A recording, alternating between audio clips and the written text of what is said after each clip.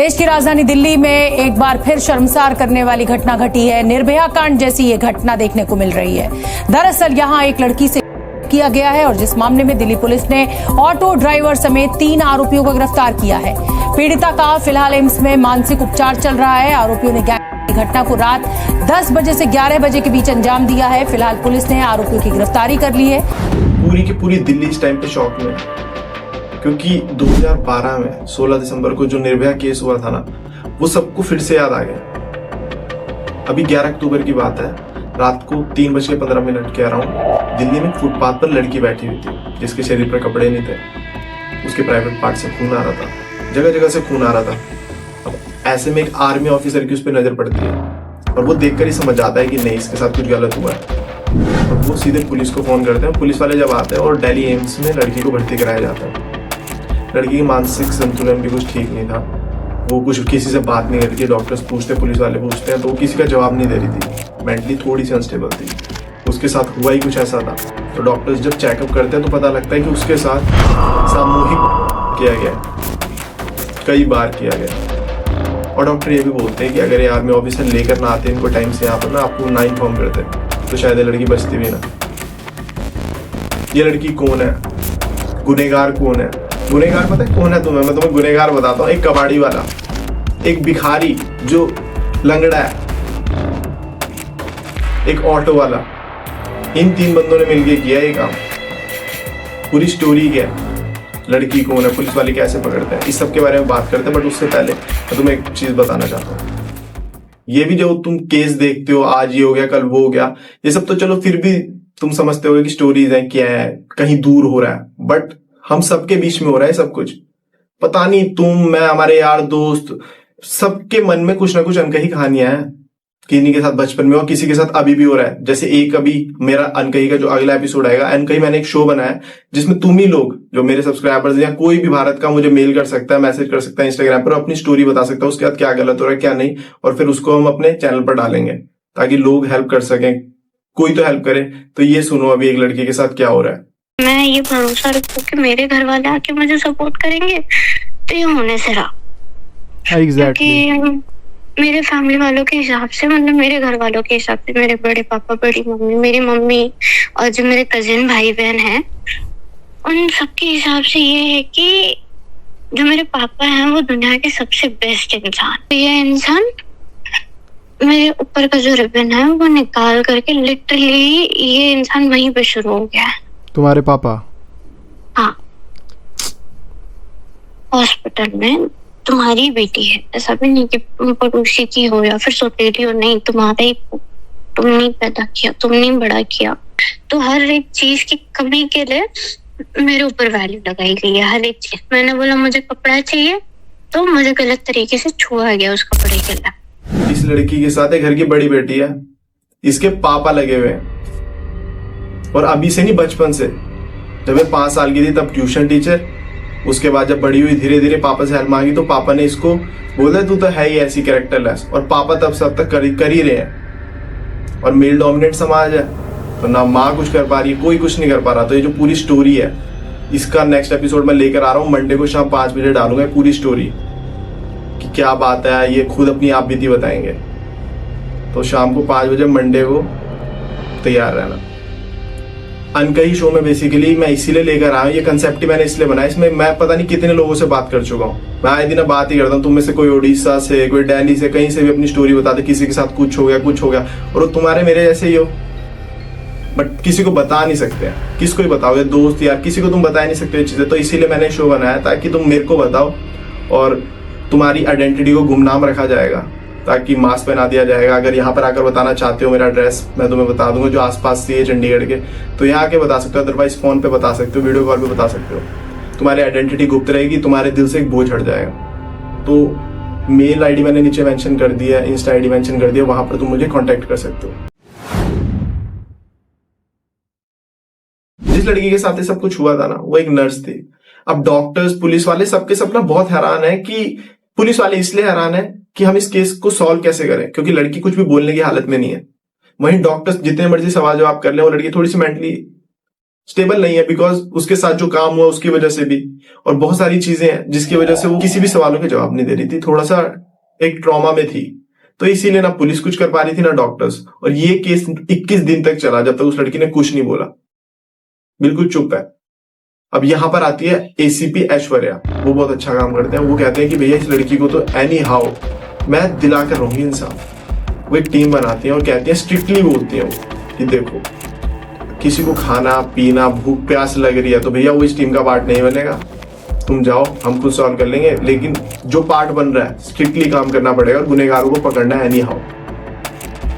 Police वाले अपने काम पर लग जाते हैं, यहाँ से डॉक्टर अपना इलाज कर रहे होते हैं, लेकिन किसी को कुछ समझ नहीं आ रहा होता कि क्योंकि केस कैसे सॉल्व होगा, क्योंकि जो विक्टिम वो कुछ बोल ही नहीं रही है। यहाँ से जो पुलिस वाली थी ऐश्वर्या सिंह मैम, वो फिर थोड़ा सा दिमाग लगाते हैं और वो कहते हैं अपनी एक जो उनकी पुलिस वाली मैम थी उनको ना वो एक सोशल वर्कर बनाकर भेजते हैं विक्टिम के पास, नर्स के पास, ताकि वो एक सोशल वर्कर बनकर जाए और बात करें उनसे कि क्या हुआ आपके साथ, कैसे हुआ, और अंदर की बातें निकलवाने की कोशिश करें। और ये काम भी करती है स्ट्रैटेजी। तो वो जो सोशल वर्कर बनकर पुलिस वाली मैम चाहते हैं वो उनसे बात करते हैं। वो स्टार्टिंग में तो थोड़ा सा हेजिटेट करते हैं, बट उसके बाद फूट फूट के रोती है नर्स, क्योंकि उसके साथ जो हुआ है वो किसी को तो बताएगी ना, पुलिस वालों से डर लग रहा था, तो इसीलिए वो सोशल वर्कर मैम को बताते जो पुलिस वाली थी, और रोती है फूट फूट के कि ये हुआ। फिर पूरी की पूरी अपनी कहानी बताती है कि मैं बेसिकली ओडिशा से हूं, वहां पर मैंने MSW का कोर्स किया, मास्टर ऑफ सोशल वर्क, मतलब समाज में जो योगदान देते हैं ना, हेल्प करते हैं लोगों की,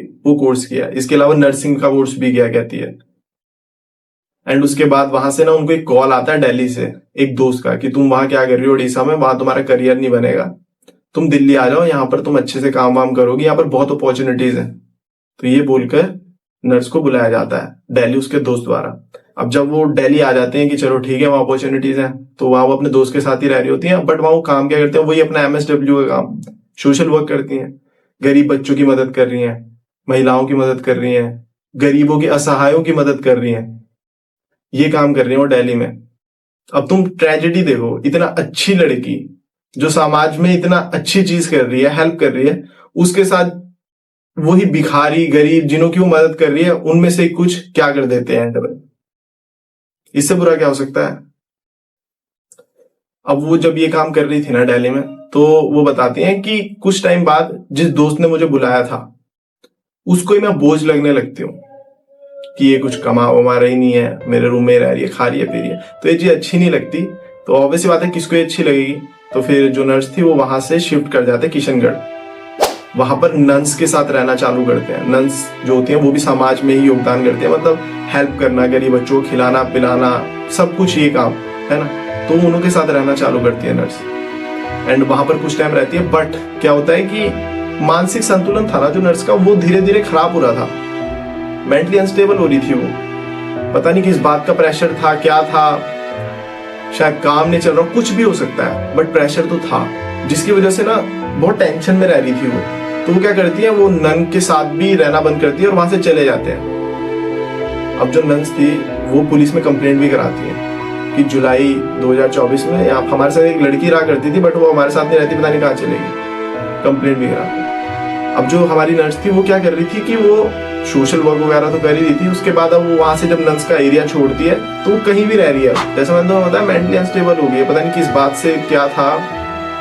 बट अब वो ब्रिजेस के नीचे रह रही है, बस स्टॉप्स में रह रही है, रेलवे स्टेशन पे रह रही है, ऐसी जगहों पर रह रही है। तो तुम समझ सकते हो कि उसके दिमाग में क्या ही चल रहा होगा। अब ऐसे में दिन आ जाता है 10 अक्टूबर, राजघाट के पास एक आरटीओ है, वो वहां पर 9 बजे के अराउंड बैठी होती है। अब यहां पर उस पर नजर पड़ती है शमशूल लंगड़ा, जिसको शमशूल लंगड़ा ही बोलते थे, उसके वो विकलांग था, उसके पैर नहीं चलते थे, भिखारी था एक शमशूल लंगड़ा, और उसके साथ प्रमोद जो कि कबाड़ी का काम करता था, इधर उधर से कबाड़ उठाता। इन दोनों की नजर पड़ती है उस पर, नर्स पर, और ये दोनों के दोनों उसके पास जाते हैं। उसको पास ही मेट्रो स्टेशन के पीछे जो झाड़ी होती है वहां ले जाते हैं, एंड देन वहां उसके साथ करते हैं। और ये मना भी नहीं कर रही है, मतलब ये क्या ही करेगी, इसका दिमाग नहीं चल रहा है, इसको समझ नहीं आ रहा है, विरोध ही नहीं कर रही है। समझ लो तुम, मानसिक स्थिति ठीक ही नहीं है। तो जिसने जहां हाथ पकड़ कर ले गए। उन दोनों भिखारियों ने भी, उस लंगड़े ने भी यही चीज का फायदा उठाया, यही देखा कि ये तो इसको कुछ भी बोलो कर देगी, तो वहां ले जा रहे हैं उसके साथ, जब तक उनका मन था तब तक किया उन्होंने, जब तक मन था। और उसके बाद चीज यहां पर खत्म नहीं, उससे भी ज्यादा डिप्रेसिंग चीज क्या है कि एक ऑटो वाला जा रहा था सामने से, जिसका नाम था प्रभु महातो, जिसके ऑटो का नंबर था 1RAA9327। वो कोटला मुबारकपुर दिल्ली का रहने वाला था। वो वहां से जा रहा होता और उसकी नजर पड़ जाती है इन तीनों पर, और यहां पर कायदे से उसको मदद करनी चाहिए थी, बट वो क्या करता है, इन तीनों को ऑटो में बैठाता है, लड़की को भी और उन दोनों को भी, और फिरोज शाह रिंग रोड की तरफ ले जाता है। और वहां पर एक किला था, उसके पीछे एक सड़क पे अब ये तीनों उसके साथ वो गलत काम करते हैं, जब तक इनका मन था सामूहिक प्यार करते उस बेचारी का, और कई घंटों तक करते हैं। और उसके बाद जब इनका मन भर जाता तो उसको वहीं छोड़कर ये तीनों अपने अपने काम पर निकल जाते। अब 11 अक्टूबर वो बेचारी वहां से, कपड़े हैं नहीं, खूनम खून हो रखी है, सरे काले खां तक पैदल जाती है, लगभग 6.1 किलोमीटर, जिसको पैदल तय करने में कम से कम 2 घंटे लगते हैं। वो 2 घंटे तक उस सड़क पर पैदल चलती रही। ये ऐसी सड़क जहां पर बहुत लोग आए होंगे, बहुत लोगों ने उसको देखा होगा, बट किसी ने भी हेल्प नहीं करी। ऐसे ही एक इकलौता केस नहीं, इससे पहले भी एक आया था, जब वो गली में एक बेचारी बच्ची बुरी हालत में चल रही थी, लेकिन सारे के सारे दरवाजों पर खड़े थे अपने, लेकिन सबने बंद कर दिए दरवाजे। फिर एक मंदिर के पुजारी ने, प्रीस्ट ने उसको अपने पास रखा, उसके ऊपर कपड़ा डाला, सब कुछ। तो वो 6.1 किलोमीटर तक चलती रही, एंड देन एक जगह पर फुटपाथ पर जाकर बैठ गई है। वहां पर उस पर नजर पड़ती है एक आर्मी ऑफिसर की, और आर्मी ऑफिसर उसकी ना हालत देखकर समझ आता है कि कुछ तो गलत हुआ है इसके साथ। वो तो साफ दिख ही रहा था, खून आ रहा था जगह जगह से, कपड़े नहीं थे शरीर पर, तो ऑब्वियसली पता लग ही जाएगा। तो वहां से वो पुलिस वालों को कॉल करता है, आर्मी ऑफिसर, एंड देन वहां से पुलिस आती है एंड एम्स में ले जाते हैं, डॉक्टर इलाज करते हैं, बताते हैं कि इसके हाथ तो कुछ गलत हुआ है एंड बहुत लोगों ने किया, एंड ये सारी चीजें चलती हैं। अब यहां से पुलिस वालों को पकड़ना इजी हो गया था इन सबको, ये लंगड़े को, भिखारी को, ऑटो वाले को। क्यों? क्योंकि इनके पुलिस के पास सब कुछ लीड्स थी, जैसे कि नर्स ने बताया ना, वो सोशल वर्कर को जो एक पूरी स्टोरी सुना रहे थे कि एक ऑटो वाला था, एक लंगड़ा था, इतना पता है मुझे। तो यहां से फिर जो एसीपी ऐश्वर्या सिंह थी, उन्होंने अपनी जो टीम बैठा रखी थी कि कोई खाना पानी कुछ नहीं, पहले कल्प्रिट्स पकड़े जाएंगे। तो ऐसे में वो 700 से ज्यादा तो सीसीटीवी कैमरास को छानती हैं, 150 से ज्यादा ड्राइवर्स को पकड़ती हैं, ऑटो वालों को, कि हाँ भैया कौन है क्या है, मतलब पूरी तहकीकात। और 21 दिन लगते हैं इस चीज में, एंड देन पकड़ा जाता है, केस सॉल्व हो जाता है, और सारे के सारे जो गुनहगार हैं, इनको तुम्हारे सामने दिख ही रहे हैं, पकड़ लिया जाता है। अब यहां पर ना एक ही चीज है कि देखो, इन्हों को जेल में रखना मत, जैसा तुमने निर्भया केस में किया ना, जस्टिस के लिए आंटी घूमती रही इधर उधर और एंड में जाकर फांसी दी, इतने सालों, इतना टाइम मत लगाओ। सबकी एक ही मांग है कि ऐसे कल्प्रिट्स को तो फट से फट सजा मिलनी चाहिए। पता नहीं देंगे नहीं देंगे, क्या करेंगे, जस्टिस सिस्टम कैसा सा है हमारा, but hope for the best, जल्दी से जल्दी गुनहगारों को सजा मिले। बाकी अब तुम देखो ना क्या ही चल रहा है, इसीलिए मैंने एक्चुअली ये शो भी बनाया अनकही, क्योंकि हम सबके साथ हो रहा है बहुत बुरा बुरा, बट किसी की बात सुनने के लिए कोई है ही नहीं। अभी वो जो मंडे को शाम 5 बजे जिस लड़की की कहानी मैं तुम्हारे साथ ला रहा हूँ, उसकी कहानी मैंने खुद सुनी है भाई, उसने मेरे को फोन पे बताई है, इसके अलावा प्रूफ दिखाया सब कुछ। बट तुम सोचो ना मेरे को कितना बुरा लग रहा हो कि वो बेचारी एक लड़की है जिसके साथ कब से सब कुछ हो रहा है, अभी भी उसकी फैमिली में जो उसके फादर साहब है उसके साथ कर रहे हैं डेली, वो रो रो के बता रही है। तो ऐसी पता नहीं कितने लोगों की कहानियां सुन रहा हूँ मैं, हर किसी के साथ हो रहा है। और वो इसमें आपका शुक्रिया करूंगा कि हाँ आपने मुझे मेरा साथ दिया, मेरी बात को ध्यान दिया, सुना। बस यही सब कुछ, बस माध्यम मेरा यही है कि अनकही के माध्यम से तुम लोगों को सीख मिले कि जो वो लड़की तुम्हें बताना चाहेगी अपने मुंह से कि हाँ ये गलतियां मत करना, तो मत करना भाई, कुछ सीख ही मिलेगी तुम्हें। और तुम लोगों के पास ऐसा कुछ है बताने के लिए तो टेंशन मत लो, मुझे बता सकते हो, डिस्क्रिप्शन में मेरी इंस्टा आईडी मिल जाएगी, मेल आईडी मिल जाएगी, वहां अपनी अनकही स्टोरी मेरे साथ शेयर कर सकते हो। ठीक, मिलते हैं न्यू वीडियो में दोस्तों, तब तक के लिए बाय।